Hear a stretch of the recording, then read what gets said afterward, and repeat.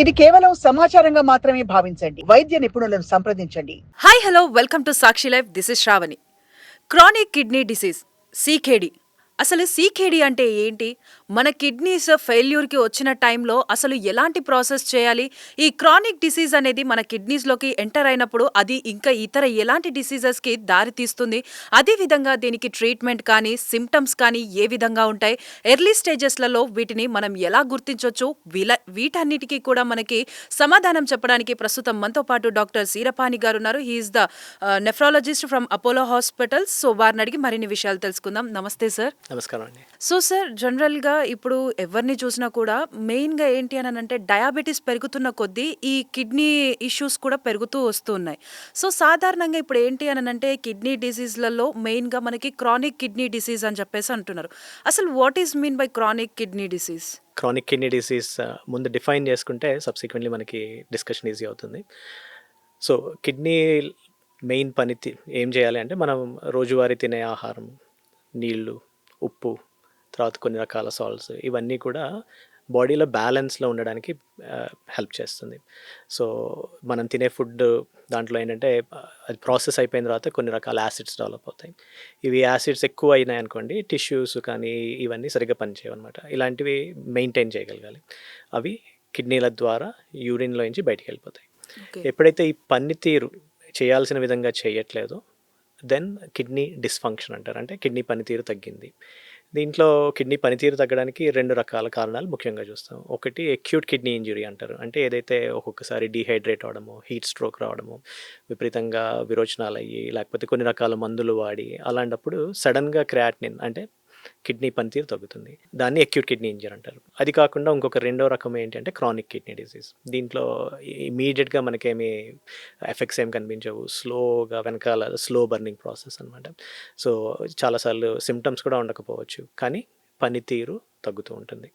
So kidney పనితీరు తగ్గిందని తెలుసుకోవడానికి కొన్ని రకాల పరీక్షలు చేసుకుంటాం. అంటే క్రియాటినిన్ అన్న పరీక్ష చేస్తే దాంట్లో నెమ్మదిగా అది పెరుగుతూ కనిపిస్తుంది. దాన్ని క్రానిక్ కిడ్నీ డిసీజ్ అంటారు. ఓకే. సో సార్, ఇప్పుడు మీరు అన్నట్టు లైక్ వీటిని మనం స్టేజెస్ వైజ్గా కూడా అంటే లైక్ మీరు అన్నట్టు ఈ క్రానిక్ కిడ్నీ డిసీజ్ని మనం సిమ్టమ్స్ అనేవి ఉండవు, గుర్తుపట్టడానికి కూడా మనకి తెలీదు అని అంటున్నారు. ఇద్దరు మనం టెస్ట్ చేయించుకుంటే తప్ప మనకి క్రానికా లేకపోతే అక్యూటా అన్నది కూడా మనకి తెలిసే అవకాశం లేదు. సో అలాంటప్పుడు మనకి ఇంకా అసలు అది లాస్ట్ స్టేజ్కి వచ్చినాక కూడా మనకి తెలియకపోయే అవకాశాలు ఉన్నాయి. సో దీన్ని మనం ఎర్లీగా డిటెక్ట్ చేసుకోవడం కోసం ఏం చేస్తే బెటర్ అంటారు? కిడ్నీ డిసీజ్ జనరల్లీ దీన్ని సైలెంట్ డిసీజ్ అంటే అసలు సిమ్టమ్స్ ఉండకపోవచ్చు కూడా. Even 50% of the kidney function తగ్గిపోయినా కూడా ఏమీ సిమ్టమ్స్ ఉండకపోవచ్చు.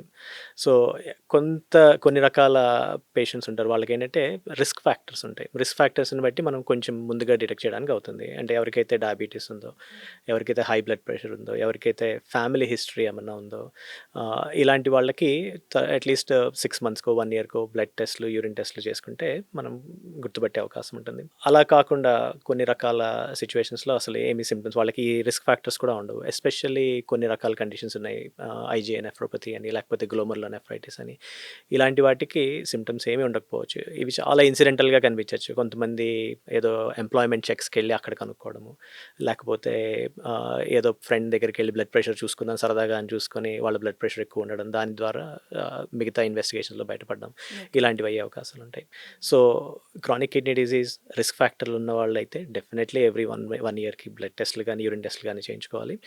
రిస్క్ ఫ్యాక్టర్స్ లేని వాళ్ళు, ఎస్పెషల్లీ యంగ్ పీపుల్, వీళ్ళు కూడా అప్పుడప్పుడు అట్లీస్ట్ ప్రతి సంవత్సరం కాకపోయినా 2 ఏళ్లకో 3 ఏళ్లకో ఒక్కసారి బ్లడ్ టెస్ట్లు, యూరిన్ టెస్ట్లు చేయించుకుంటే మనకి ముందుగా దీన్ని పసిగట్టే అవకాశం ఉంటుంది.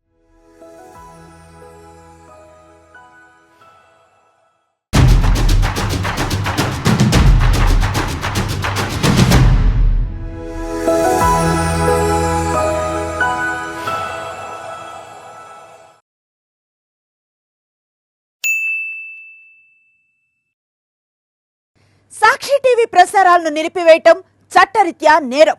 సాక్షి టీవీ ప్రసారాల కోసం మీ స్థానిక కేబుల్ ఆపరేటర్ను వెంటనే సంప్రదించండి. DTH లో, ఇంటర్నెట్లో కూడా సాక్షి టీవీ ప్రసారాలను వీక్షించవచ్చు.